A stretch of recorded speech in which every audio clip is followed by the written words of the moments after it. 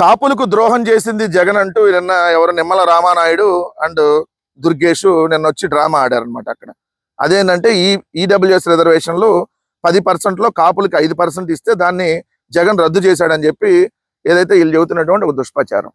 అసలు EWS reservation కాపులకు సంబంధించినటువంటి రిజర్వేషన్, ఏదంటే ఓసీ సామాజిక వర్గంలో ఉన్నటువంటి అందరికి సంబంధించినటువంటి రిజర్వేషన్.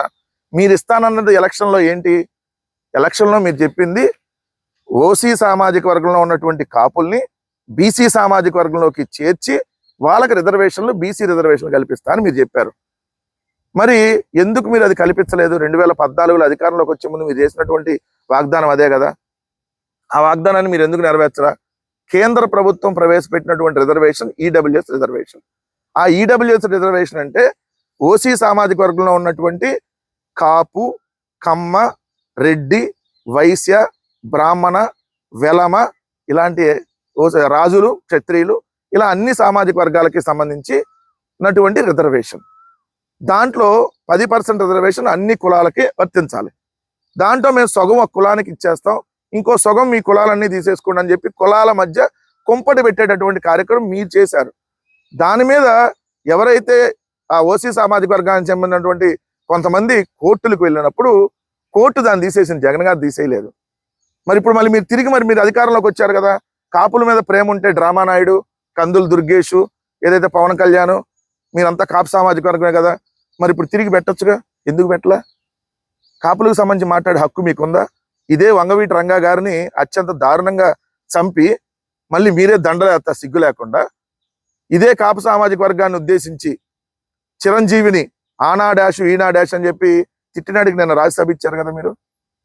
ఇదే కాపు సామాజిక వర్గాన్ని, జనసేన పార్టీని ఏదైతే మీరు అన్న మాటలు బాలకృష్ణ చేత, అది నేను చెప్పలేను, మరి దారుణమైనటువంటి మాటలు మాట్లాడారు అలాగా శంకర్ చేత అని.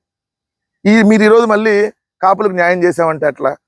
కాపు ద్రోహి చంద్రబాబు నాయుడు కాపులని రాజకీయంగా వాడుకొని, పవన్ కళ్యాణ్ ముందు పెట్టి రాజకీయంగా వాడుకొని ఈరోజు అదే కాపు సామాజిక వర్గం మీద దాడులు చేస్తా ఉంది ఇదే తెలుగుదేశం పార్టీ. ఏమైంది? కాపు నేస్తం, జగన్ గారు ఇచ్చిన కాపు నేస్తం ఎందుకు ఈ 2 సంవత్సరాల్లో మీరు ఎత్తేసారు? మరి మీ కాపుల మీద ప్రేమ ఉంటే కాపు నేస్తాన్ని పెంచాలి కదా.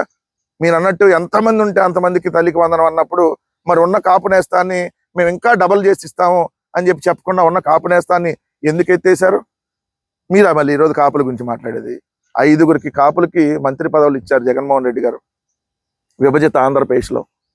ఈ రోజు కూడా కాపు సామాజిక వర్గానికి అత్యంత ప్రయారిటీ వైఎస్ఆర్ కాంగ్రెస్ పార్టీలో ఉంది. సో చూడండి, అమ్మటి రాంబాబు గారు కావచ్చు, పేర్ని నాని గారు కావచ్చు, అక్కడ దాడిశెట్టి రాజా గారు కావచ్చు, అవతల గుడివాడ అమర్నాథ్ గారు కావచ్చు, ఇలా కీలకమైనటువంటి నాయకులు ప్రతి జిల్లాలో ఈరోజు శాసించేటటువంటి నాయకులుగా కాపు సామాజిక వర్గ నాయకులు వైఎస్ఆర్ కాంగ్రెస్ పార్టీలో ఈరోజు ప్రజలకు అండగా ఏదైతే ఈ ప్రభుత్వం చేస్తున్నటువంటి దమనకాండను వ్యతిరేకిస్తున్నారు. అందుకనే మీరు ఈరోజు వైఎస్ఆర్ కాంగ్రెస్ పార్టీ వైపు కాపులంతా వస్తున్నారు. కాబట్టి మొన్న ఏదైతే మీరు ఎన్నికల్లో కాపు సామాజిక వర్గాన్ని మోసం చేశారనేది కాపు సామాజిక వర్గ యువత గ్రహించారు. కాబట్టి ఈరోజు కాపు సామాజిక వర్గం వైఎస్ఆర్ కాంగ్రెస్ పార్టీ వైపు వస్తుందని తెలిసి ఇట్లా ఇదిగోండి మంత్రుల చేత ఆ ప్రెస్ మీట్లు ఈ ప్రెస్ మీట్లు పెట్టించి కాల్ ద్రోహి అది ఇదని చెప్పి జగన్ గారిని తిట్టించేటటువంటి కార్యక్రమం. నేను అడుగుతున్నా డ్రామా నాయుడు, మరి నువ్వే కదా అందరికి ఇస్తానన్నది. కాపు ఆడబిడ్డలకు కూడా నెలకు 18,000 ఇవ్వాలి కదా. మరి ఒక్క కాపు ఆడబిడ్డకు కూడా నెలకు 1,500 చొప్పున సంవత్సరానికి, నెలకు 1,500 చొప్పున సంవత్సరానికి 18,000 ఎందుకు ఇవ్వలేదు? నేరస్తులు తయారు చేసే కర్మాగారం ఇది ఒక్కటి. వీళ్ళు మాత్రం ప్రతిరోజు జగన్ గారి మీద, వైఎస్ఆర్ కాంగ్రెస్ పార్టీ మీద గొడ్డలి పార్టీ అని, నేరస్తులని. ఎందుకంటే వీళ్ళు 2 సంవత్సరాల్లో వీళ్ళు చేసింది ఏం లేదు చెప్పడానికి ప్రజలకి. అందుకని జగన్మోహన్ రెడ్డి గారి మీద, వైఎస్ఆర్ కాంగ్రెస్ పార్టీ మీద ప్రజల్లో తప్పుడు ప్రచారం తీసుకెళ్లాలనేది వీళ్ళ ఆలోచన. చెప్పాను కదా, క్రిమినల్ ఈ డ్రామా నాయుడు మీద 20 కేసులు ఉన్నాయి. ఈ క్రిమినల్ కూర్చొని అవతలాన్ని క్రిమినల్ అంటున్నాడు. ఇతను డ్రామా నాయుడు కాదు, క్రిమినల్ నాయుడు.